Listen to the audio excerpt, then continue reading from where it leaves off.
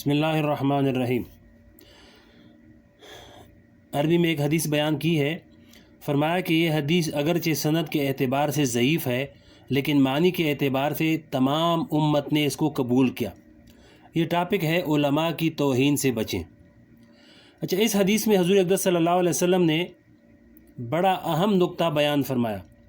हदीस का तर्जुमा ये है कि हज़रत उमर बिन औफ़ मुज़नी रज़ी अल्लाह तआला अन्हु से रिवायत है कि हुज़ूर पाक सल्लल्लाहु अलैहि वसल्लम ने फरमाया, आलिम की लग़ज़िश से बचो और इससे कता ताल्लुक़ मत करो और इसके लौट आने का इंतज़ार करो। आलिम से मुराद वो शख्स है जिसको अल्लाह ताला ने दीन का इल्म, कुरान करीम का इल्म, हदीस का इल्म, फ़िक़्ह का इल्म अता फरमाया हो। आपको यकीन से ये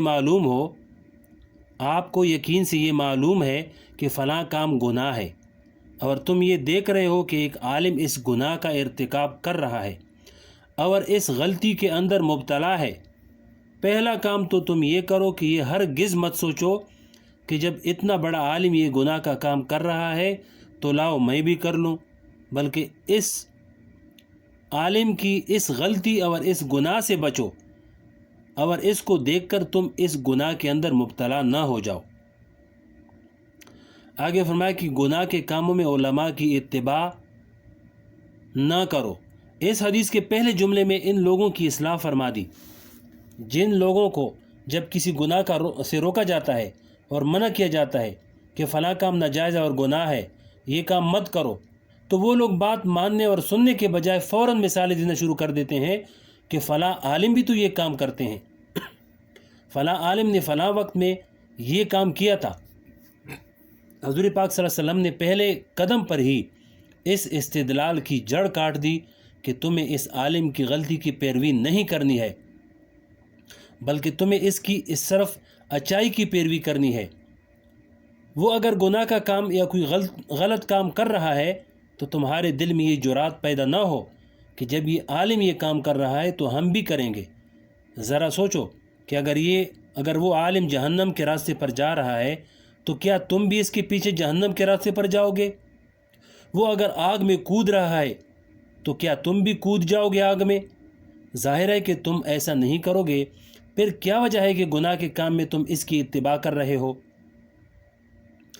इस वजह से उलमाए किराम ने फरमाया है कि वो आलिम जो सच्चा और सही मानी में आलिम हो, इसका फ़ितवा तो मोतबर है, इसका ज़बान से बताया हुआ मसला तो मोतबर है, इसका अमल मोतबर होना ज़रूरी नहीं। अगर वो कोई गलत काम कर रहा है तो इससे पूछो कि ये काम जायज़ है या नहीं। वो आलिम यही जवाब देगा कि ये अमल जायज़ नहीं है, इसलिए तुम इसके बताई हुई मसले की इत्तिबा करो, इसके अमल की इत्तिबा मत करो।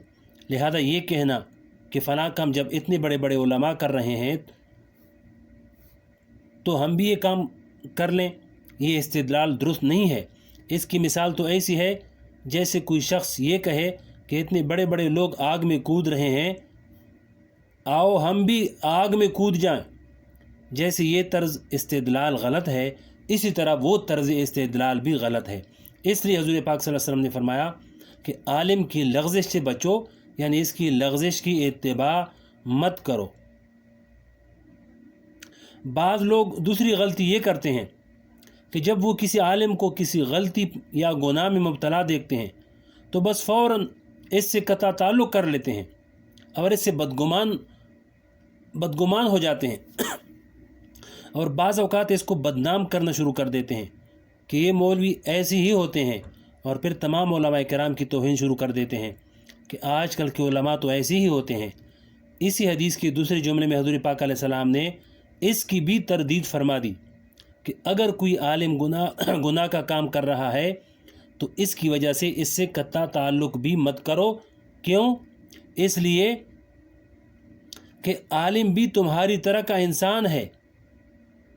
जो गोश्त पोस्त तुम्हारे पास है वो इसके पास भी है। वो कोई आसमान से उतरा हुआ फ़रिश्ता नहीं है। जो जज्बात तुम्हारे दिल में पैदा होते हैं वो जज्बात इसके दिल में भी पैदा होते हैं। नफ्स तुम्हारे पास भी है, इसके पास भी है। शैतान तुम्हारे पीछे भी लगा हुआ है, इसके पीछे भी लगा हुआ है। न वो गुनाहों से मासूम है, न وہ پیغمبر ہے اور نہ وہ فرشتہ ہے، بلکہ وہ بھی اسی دنیا کا باشندہ ہے، اور جن حالات سے تم گزرتے ہو وہ بھی ان حالات سے گزرتا ہے۔ لہذا یہ تم نے کہاں سے سمجھ لیا کہ وہ گناہوں سے معصوم ہے، اور اس سے کوئی گناہ سرزد نہیں ہوگا، اور اس سے کبھی غلطی نہیں ہوگی؟ اس لیے کہ جب وہ انسان ہے تو بشری تقاضے سے کبھی اس سے غلطی بھی ہوگی، کبھی وہ گناہ بھی کرے گا۔ لہذا اس کے گناہ کرنے کی وجہ سے فوراً اس عالم سے برگشتہ ہو جانا اور اس کی طرف سے بدگمان ہو جانا صحیح نہیں ہے۔ اس لیے حضور پاک علیہ السلام نے فرمایا کہ فوراً اس سے قطع تعلق مت کرو، بلکہ اس کے واپس آنے کا انتظار کرو، اس لیے کہ اس کے پاس علم صحیح موجود ہے، امید ہے کہ وہ انشاءاللہ کسی وقت لوٹ آئے گا۔ فرمایا کہ علماء کے حق میں دعا کرو، اور اگر اس کے لیے دعا کرو کہ یا اللہ فلاں شخص آپ کے دین کا حامل ہے، اس کے ذریعے ہمیں دین کا علم معلوم ہوتا ہے، یہ بیچارہ اس گناہ کی مصیبت میں پھنس گیا ہے، اے اللہ اس کو اپنی رحمت سے اس مصیبت سے نکال دیجئے۔ اس دعا کے کرنے سے تمہارا ڈبل فائدہ ہے، ایک دعا کرنے کا ثواب ملے گا، دوسرے ایک مسلمان کے ساتھ خیرخواہی کرنے کا ثواب۔ اور اگر تمہاری یہ دعا قبول ہو گئی تو تم اس عالم کی اصلاح کا سبب بن جاؤ گے، پھر اس کے نتیجے میں وہ عالم جتنے نیک کام کرے گا وہ سب تمہارے اعمال نامے میں بھی لکھے جائیں گے۔ لہذا بلا وجہ دوسروں سے یہ کہہ کر کسی عالم کو بدنام کرنا کہ فلاں بڑے عالم بنے پھرتے ہیں، وہ تو یہ حرکت کر رہے تھے، اس سے کچھ حاصل نہیں ہوگا، اس سے تمہیں کوئی فائدہ نہیں پہنچے گا۔ تو اللہ سے دعا ہے کہ اللہ پاک عمل کرنے کی توفیق نصیب فرمائے۔